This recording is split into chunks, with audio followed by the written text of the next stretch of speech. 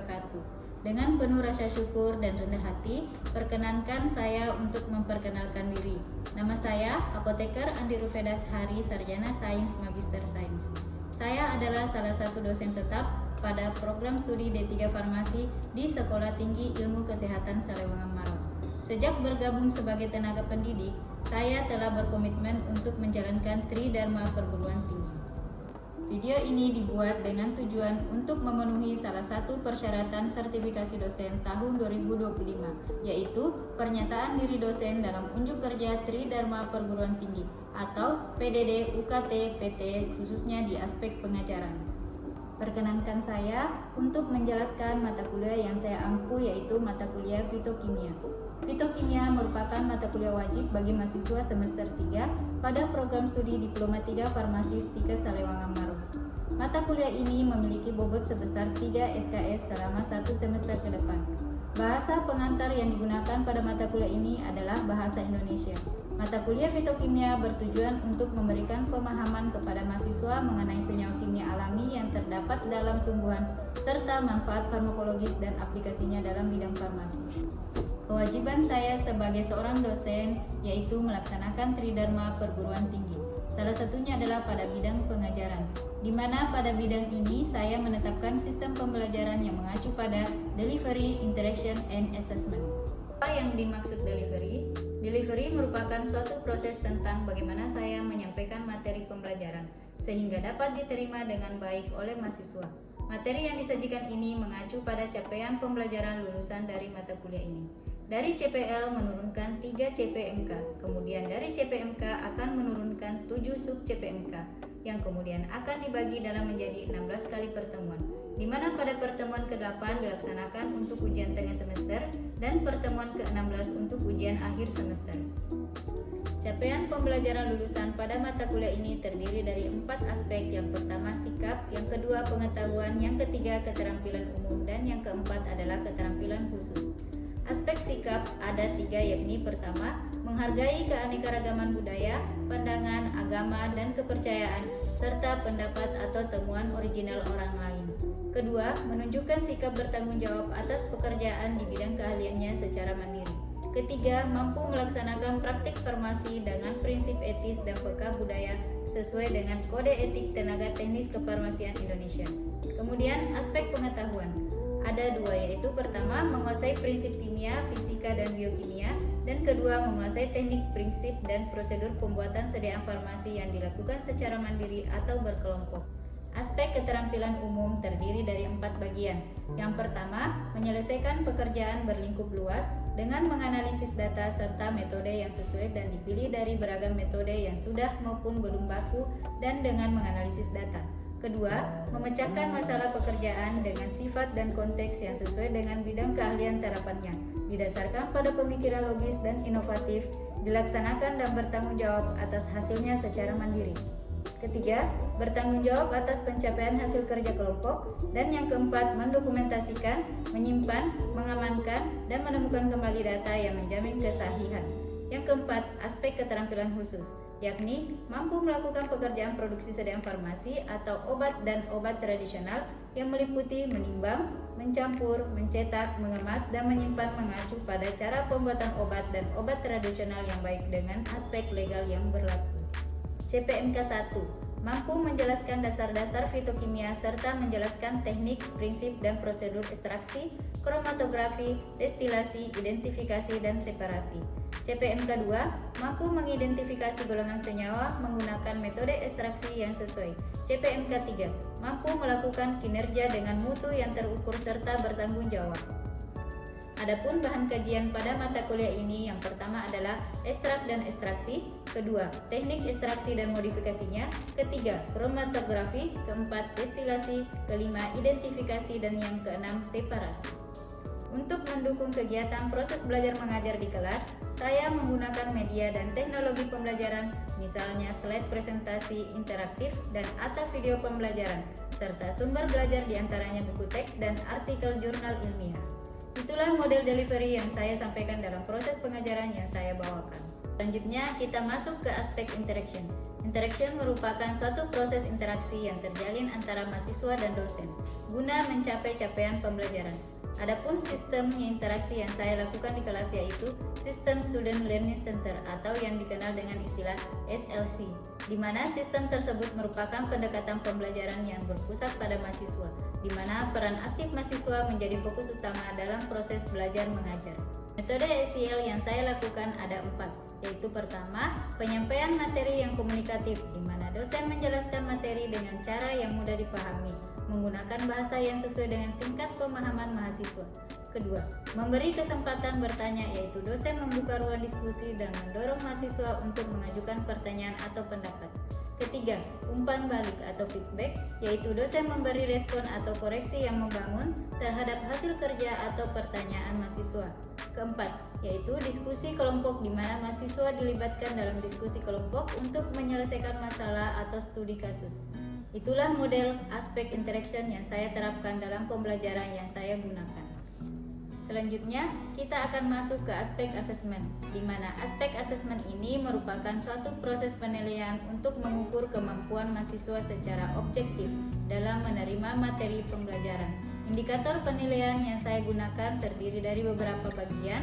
Yang pertama, kehadiran mahasiswa berbobot 15%, kemudian tugas dengan bobot 10%, kuis dengan bobot 20%, dengan nilai keaktifan dalam diskusi, kemudian untuk ujian tengah semester dengan bobot 25%, dan ujian akhir semester dengan bobot 30%.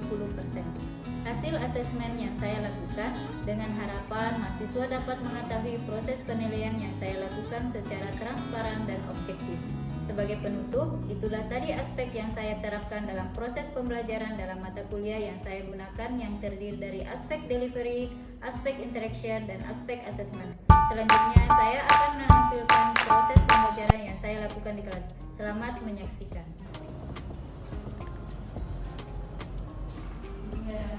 Assalamualaikum warahmatullahi wabarakatuh. Waalaikumsalam warahmatullahi wabarakatuh. Baiklah, kita akan melanjutkan pembelajaran kita dari minggu lalu tentang mata kuliah fitokimia. Tapi alangkah baiknya sebelum kita melanjutkan perkuliahan, kita berdoa dulu. Saya persilakan kepada saudara Fadila untuk memimpin doa kepada teman-teman. Doa, saya persilakan. Baik, sebelum kita memulai perkuliahan, ada baiknya kita berdoa bersama. Doa dimulai.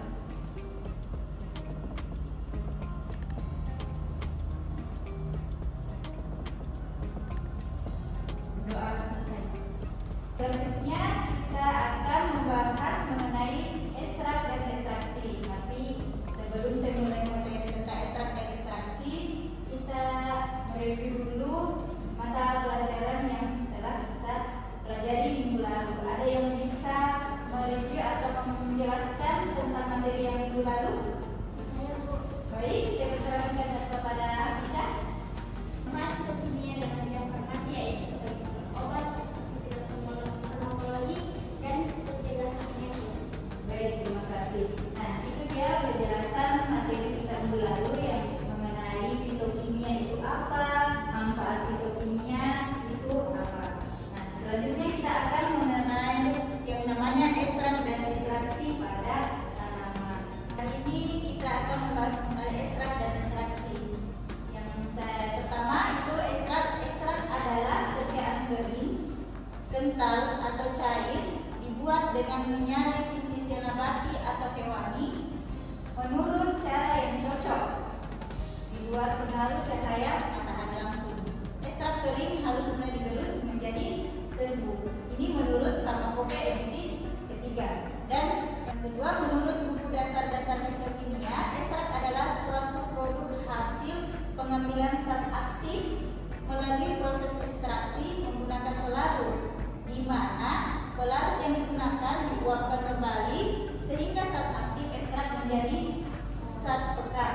Selanjutnya, jenis-jenis ekstrak. Jenis ekstrak itu ada 3 macam. Yang pertama itu adalah ekstrak cair, di mana ekstrak cair tersebut masih terdapat pelarut. Yang kedua, ekstrak kental, ekstrak yang sudah dilakukan penguapan terhadap sampel. Yang ketiga, ekstrak kering. Ekstrak kering di sini juga dalam melakukan penguapan dan dilakukan pengeringan sehingga dia berbentuk menjadi serbuk. Selanjutnya cara pembuatan ekstrak yang pertama itu ada pembuatan serbuk simplicia. Jadi tadi pelarut yang sudah kita gunakan kita salin, kemudian kita lakukan namanya pengeringan. Pengeringan ini adalah menghilangkan pelarut dari bahan sehingga menghasilkan serbuk atau massa garing tergantung dari proses dan alat yang digunakan.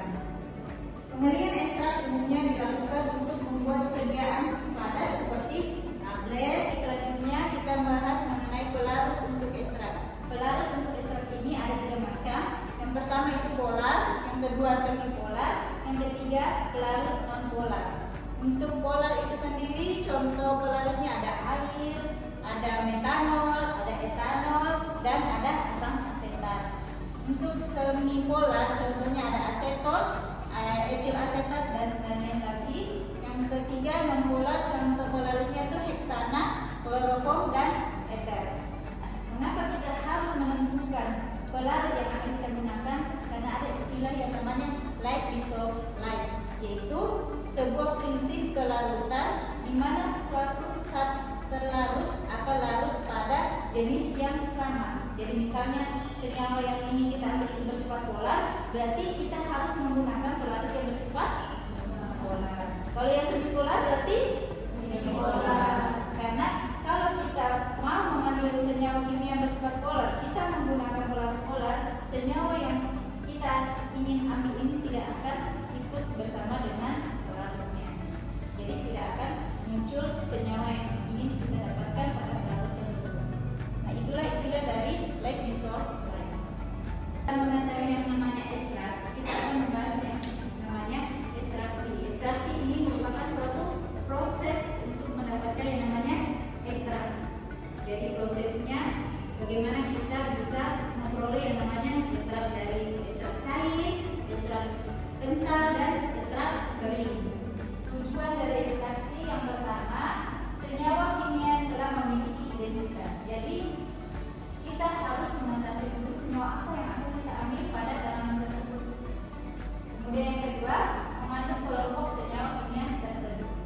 Yang ketiga, organisme atau tanaman atau hewan yang apa yang akan kita ekstraksi. Jadi misalnya kita akan mengekstraksi ada tanaman bagian daun, atau batang, biji, buah, limpa. Nah, kita harus memilih yang bagian tanaman atau bagian hewan itu sendiri.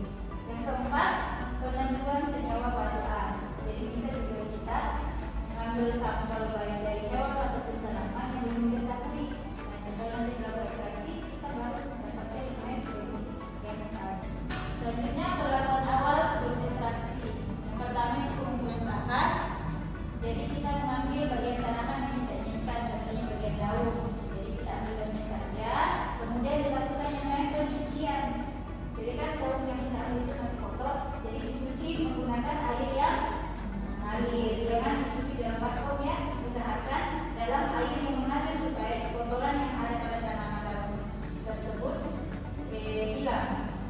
Tidak terendam di dalam baskom. Selanjutnya dilakukan yang namanya pemotongan atau biasa istilah perajangan. Jadi tanaman bagian daun tadi tersebut setelah dicuci, bersihkan, kita potong-potong kecil atau dirajang. Kemudian dilakukan pengeringan. Pengeringannya ini ingat ya, itu tidak boleh di bawah sinar matahari langsung karena akan mempengaruhi senyawa kimia yang ada pada tanaman. Kalau bisa ditutup dengan kain yang berwarna gelap.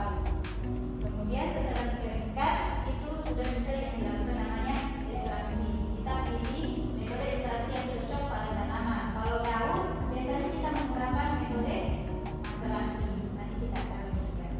Oke, selanjutnya pemilihan cara ekstraksi. Jadi yang seperti saya katakan tadi, untuk mengekstraksi suatu tanaman atau hewan itu kita harus memilih caranya atau metode yang cocok dengan yang kita butuhkan. Yang pertama itu untuk bahan yang mengandung mucilagol dan bersifat mengembang kuat hanya boleh dengan cara maserasi. Yang kedua, untuk bahan kulit dan akar sebaiknya diperkolasi karena dia teksturnya keras. Yang ketiga, untuk bahan yang tahan panas sebaiknya diekstraksi dengan cara reflux. Yang keempat, untuk bahan yang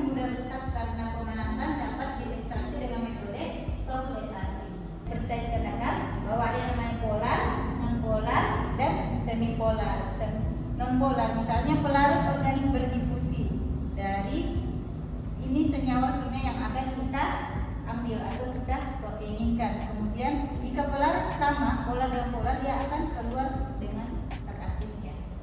Tapi jika dia pelarut polar tapi senyawa yang kita inginkan non polar, dia tidak akan ikut. Jadi harus sesuai dengan pelarutnya. Jadi misalnya pelarutnya polar, jadi senyawa kimia yang akan keluar atau ikut zat aktifnya ini harus juga yang bersifat polar. Baik, sebelum melangkah ke materi selanjutnya, sampai di sini ada yang mau bertanya? Oke, Sofia, silakan. Mengenai materi tersebut, bagaimana cara mengetahui obat herbal yang aman dikonsumsi. Oke, baik. Jadi ekstrak yang akan kita gunakan ini dibuat untuk produk farmasis atau obat. Nah, bagaimana cara kita ketahui bahwa obat yang kita gunakan ini aman? Yang pertama itu kita lihat dari kemasannya. Apakah dia sudah terdaftar di Balai POM? Kita lihat dari fisik dari sediaan tersebut. Apakah tidak berubah dari yang awalnya? Misalnya dia bentuk sirup. Apakah dia tidak keruh? Yang awalnya bening menjadi keruh. Terus dari baunya. Misalnya yang rasanya manis, rasa stroberi berubah jadi rasa bau kecut-kecut begitu. Nah, berarti itu sudah tidak aman untuk dikonsumsi.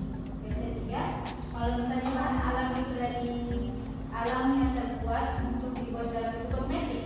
Nah, setelah digunakan, apakah tidak terjadi yang namanya iritasi pada kulit, misalnya kemerah-merahan atau gatal. Nah, jika terjadi hal tersebut, berarti produk yang kita gunakan atau kita konsumsi itu sudah tidak layak untuk digunakan kembali. Bagaimana, Sofia? Oke, terima kasih. Oke, kita akan melanjutkan ekstraksi dengan pelarut. Ekstraksi dengan pelarut ini ada dua macam. Ada yang namanya ekstraksi dingin dan ekstraksi panas. Ekstraksi dingin tersebut terbagi menjadi dua, maserasi dan perkolasi. Di mana maserasi adalah proses ekstraksi inisia menggunakan pelarut dengan beberapa kali pengadukan pada temperatur ruangan. Jadi kita mengekstraksi suatu senyawa inisia di dalam toples ya. Kita masukkan sampel kita ke dalam toples, kemudian pilih pelarut, direndam tanaman tersebut, kemudian sesekali dilakukan yang namanya pengadukan. Nah, penyimpanannya ini kita bisa simpan dia di dalam suhu ruangan saja. Jadi nggak bisa di dalam kulkas atau di freezer begitu. Bisa kita simpan di dalam suhu ruangan saja. Kemudian yang kedua, perkolasi. Perkolasi adalah ekstraksi dengan pelarut yang selalu larut sampai sempurna, yang umumnya dilakukan pada temperatur ruangan. Selanjutnya, metode ekstraksi panas. Ada 6 macam. Yang pertama, reflux. Reflux adalah ekstraksi dengan pelarut pada temperatur titik didihnya selama waktu tertentu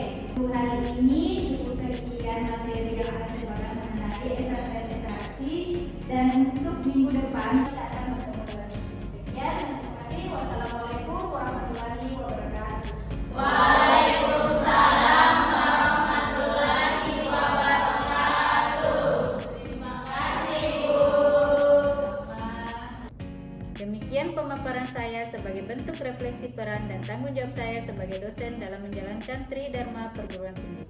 Semoga dapat memberikan gambaran mengenai kinerja pengajaran yang saya lakukan khususnya di mata kuliah fitokimia di program studi Diploma 3 Farmasi Sekolah Tinggi Ilmu Kesehatan Salewangang Maros. Saya ucapkan banyak terima kasih kepada seluruh tim penilai dan tim panitia sertifikasi Smart Dosen tahun 2025, khususnya dari Direktorat Sumber Daya Dirjen Dikti dan Kemendikbudristek Indonesia. Tidak lupa pula saya mengucapkan terima kasih kepada Stika Salewang Maros dan rekan-rekan sejawat dosen dan rekan-rekan mahasiswa. Demikian yang dapat saya sampaikan. Jika ada kesalahan dan kekurangan dari saya mohon maaf yang sebesar-besarnya. Wassalamualaikum warahmatullahi wabarakatuh.